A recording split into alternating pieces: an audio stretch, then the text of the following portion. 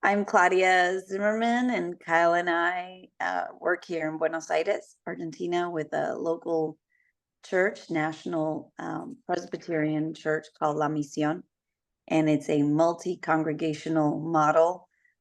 So we have four congregations meeting in different parts of the city and the province.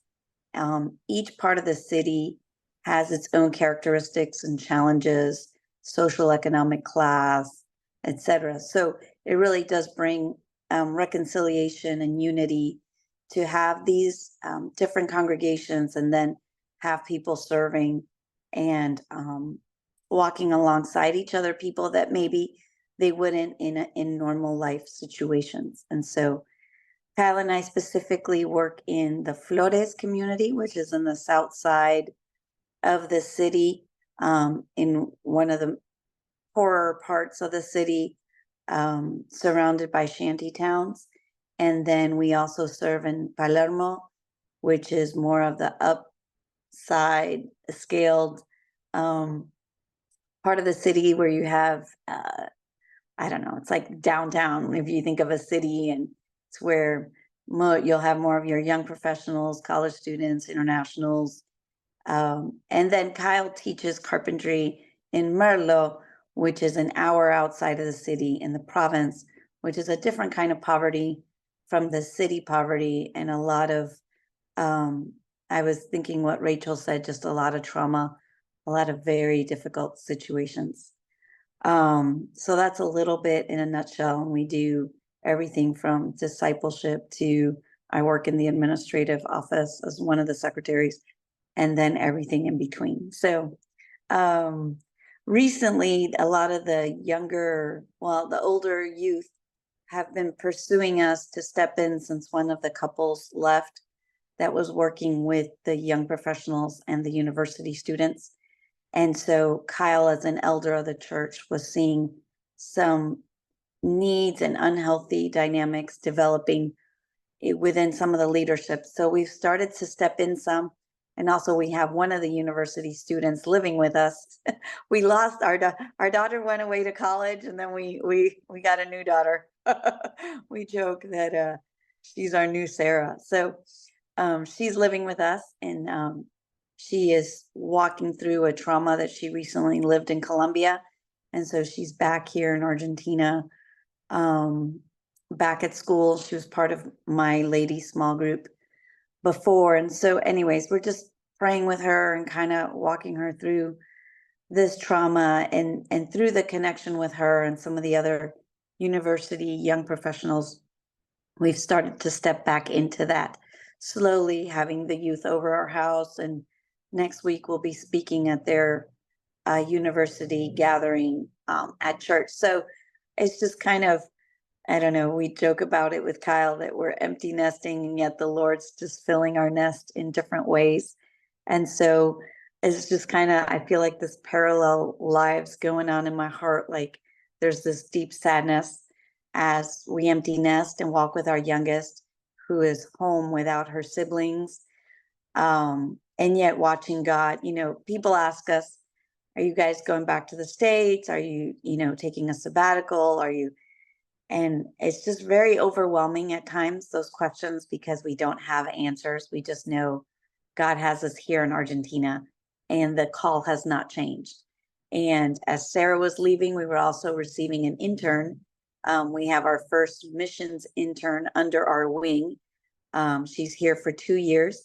And so she's also helping us with the university ministry and different things around the church right now. She's in an orientation time, just kind of working on language and documents and things like that. So you can see like this parallel prayer request. There's like this sadness and adaptation and new season coming for all of us in our family. And yet you just see the Lord just keep, pressing, go, go do this, go do that. And so we're thankful for that. So keep praying for us as all these new ministries begin to develop, and we continue with our small groups, and Kyle continues with the micro enterprise, working on new products, taking on some new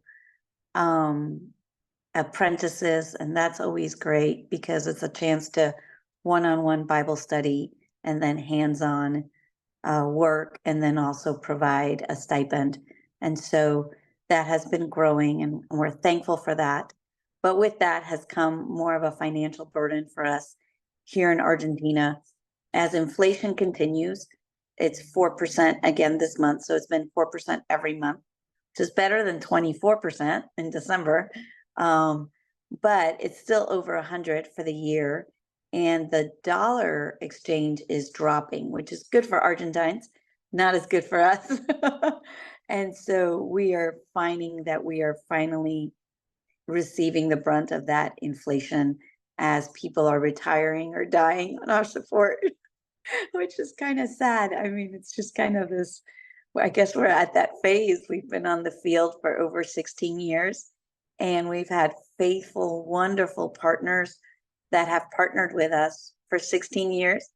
But obviously, life has taken its toll and changes for them, and so we really need to keep working on new contacts and new supporters. And we're thankful. Like I said, I sound like I'm on adrenaline. I'm sorry. We're thankful when we took Sarah to school in Ohio. Kyle got to visit 2 churches in Ohio, and then through Isaiah's car breaking down and having to get that car broken down in Virginia and get him a new car. We did all this in like 2 weeks. It's insane. Got Isaiah a new car, took it to him at school at Lookout Mountain. While there, a church from Rome, Georgia contacted us as well.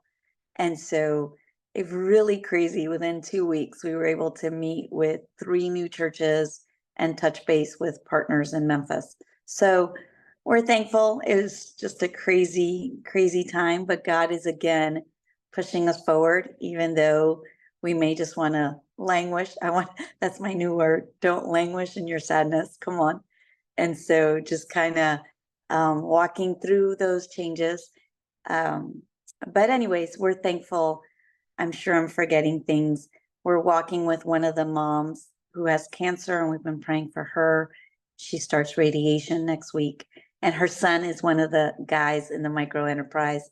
So that has been a beautiful picture of the integrals ministry, the holistic in different areas that we serve in. So I think for today, that's good. Just keep our family in prayer as we adapt. Sarah's doing well. Her biggest struggle right now is trying to understand inches, feet. The other day, she's like, Mom, what's quartz? And I'm like, it's a stone.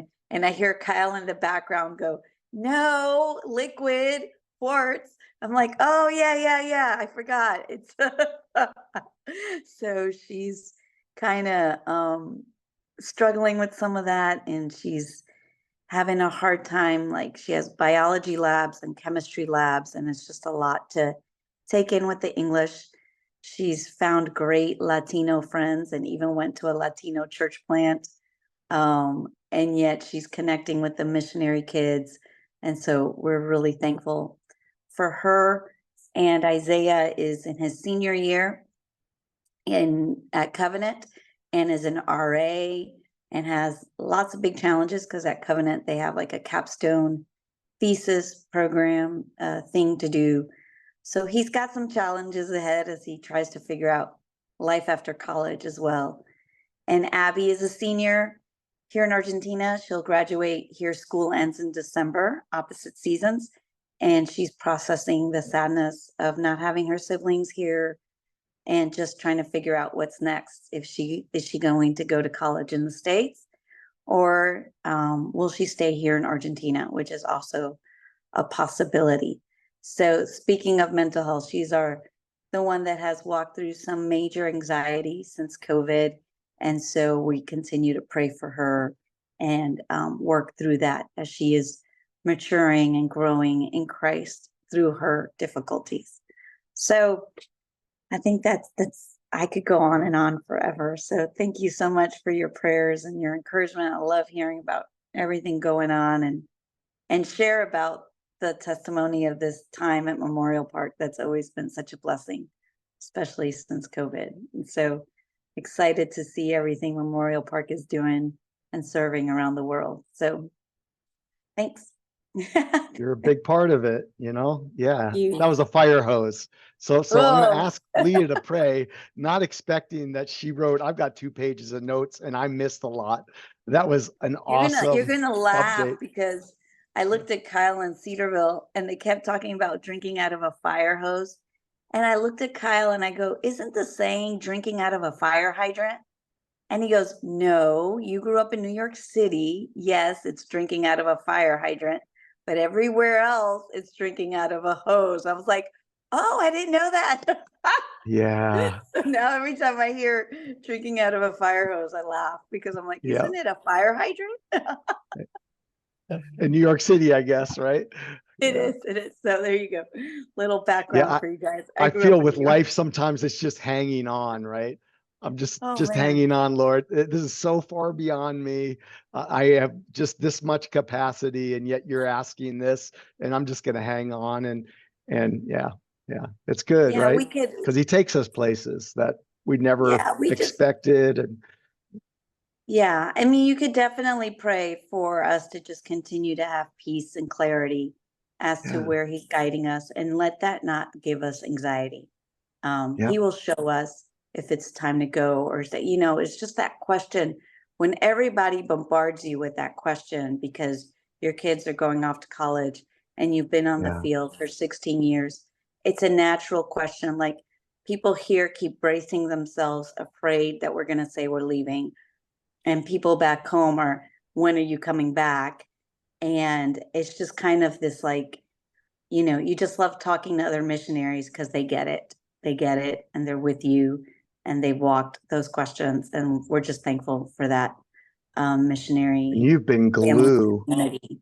You have been glued to that community that's had a lot of different changes and Oh hardships, man. and you've had to step up into so many different roles, and you're like, okay, Lord, here I am, right? Yeah, Yeah. yeah, exactly. So thank you.